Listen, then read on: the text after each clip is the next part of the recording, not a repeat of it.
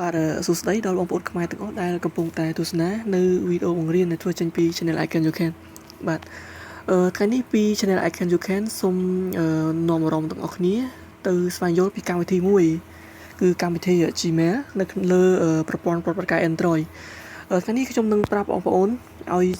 ចេះពីរបៀបមួយទៀតក្នុងការបន្ថែមនៅករណី Gmail ទៅក្នុងបាទកម្មវិធី Gmail នេះតែម្ដងបាទអញ្ចឹងបងប្អូនឃើញហើយបាននៅពេលនេះគឺខ្ញុំមានតែមួយទេគឺកម្មវិធីបាទ Gmail បាទ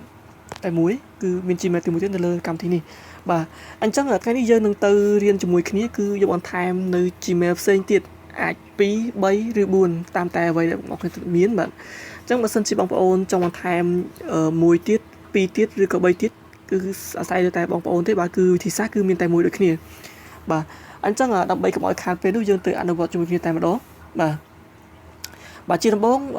បងប្អូនបាទសូមស្វែងរកនៅកម្មវិធី Gmail នឹងមកបាទបន្តមកទៀតគឺយើងចុចបើកវាមកបាទអញ្ចឹងនៅផ្នែកខាងលើបាទគឺខាងឆ្វេងដៃបាទបងប្អូននឹងឃើញមានកន្លែងមានគឺឈុត3បាទអញ្ចឹងយើងចុចកន្លែងឈុត3នឹងមកបាទបន្តមកទៀតនៅផ្នែកខាងលើបងប្អូនឃើញបាទគឺ I Can You Can ហើយ Gmail ហ្នឹងបាទបន្តទៀតគឺបងប្អូនคลิกនៅផ្នែកខាងចុងគឺមានសញ្ញា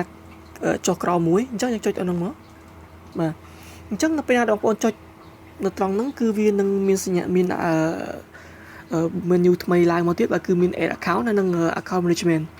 អញ្ចឹងបងប្អូនគ្រាន់តែចុចពាក្យឡើងថា add account ដែលមានសញ្ញាបូកហ្នឹងបាទអញ្ចឹងវានឹងឲ្យបងប្អូនបំពេញបាទអញ្ចឹងវាមាន Google Yahoo Outlook ឬក៏ផ្សេងប្រភេទផ្សេងទៀតបាទអញ្ចឹងបើសិនជាបងប្អូនមាន account Yahoo ក៏បងប្អូនអាចដាក់នៅក្នុងបានដែរហើយបងប្អូនមាន account ដូចជា Outlook ឬក៏ Hotmail បាទឬក៏ប្រភេទផ្សេងទៀតហ្នឹងបងប្អូនអាចដាក់បានដែរប៉ុន្តែ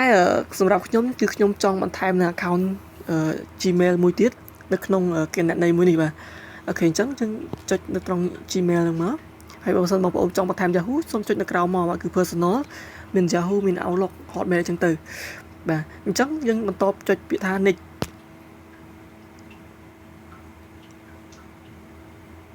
បាទ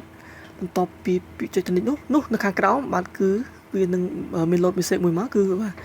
sign in to get the most out of your device បាទអញ្ចឹងនៅកន្លែងក្រោមនឹងបងប្អូននឹងឃើញមានពាក្យមួយបាទគឺ enter your email បាទអញ្ចឹងយើងចុចទៅនឹងមកហើយបំពេញនៅ email របស់បងប្អូនបាទអញ្ចឹងខ្ញុំសូមបំពេញនៅ Gmail របស់ខ្ញុំ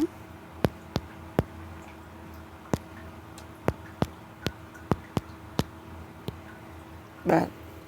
អញ្ចឹងបាទ direct បាទ today@gmail.com បាទអញ្ចឹងបន្តចុចពាក្យថា next បាទអញ្ចឹងនៅត្រង់នេះGoogle ក៏ដូចជាកម្មវិធីនេះទាមទារបងប្អូនបំពេញនៅ password អញ្ចឹងសូមបងប្អូនបំពេញនៅ password បាទអញ្ចឹងជាដំបូងមកខ្ញុំសូមធ្វើការបិទមួយរយៈពេលសិនដោយសារតែការពារនៅសុវត្ថិភាពផ្ទាល់ខ្លួនអូខេ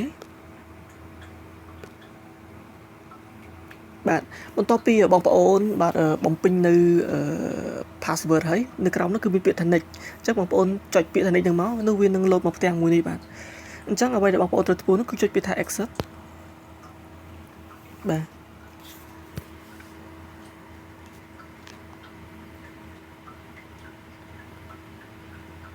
បាទអញ្ចឹងបាទនៅពេលនេះគឺរួចជាស្រេចតែម្ដងបាទអញ្ចឹងបងប្អូនឃើញហើយបាទអញ្ចឹងនៅពេលនេះគឺយើងមាន2 account បាទគឺមានមួយ I Can You Can ហើយមួយទៀតនោះគឺបាទ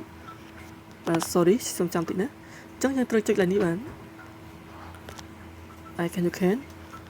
បាទអញ្ចឹងយើងចុចពាក្យថា sign in now អូខេ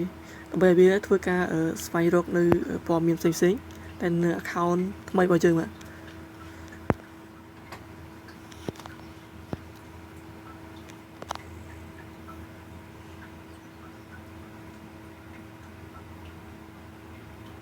បាទ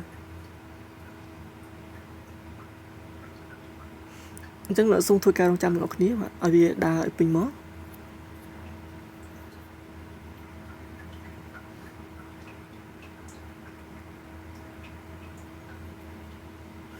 អញ្ចឹងនៅត្រង់នេះគឺវាអាស្រ័យទៅលើអ៊ីនធឺណិតបើសិនជាអ៊ីនធឺណិតរបស់បងប្អូនបាទមានល្បឿនលឿននោះគឺវានឹងឆាប់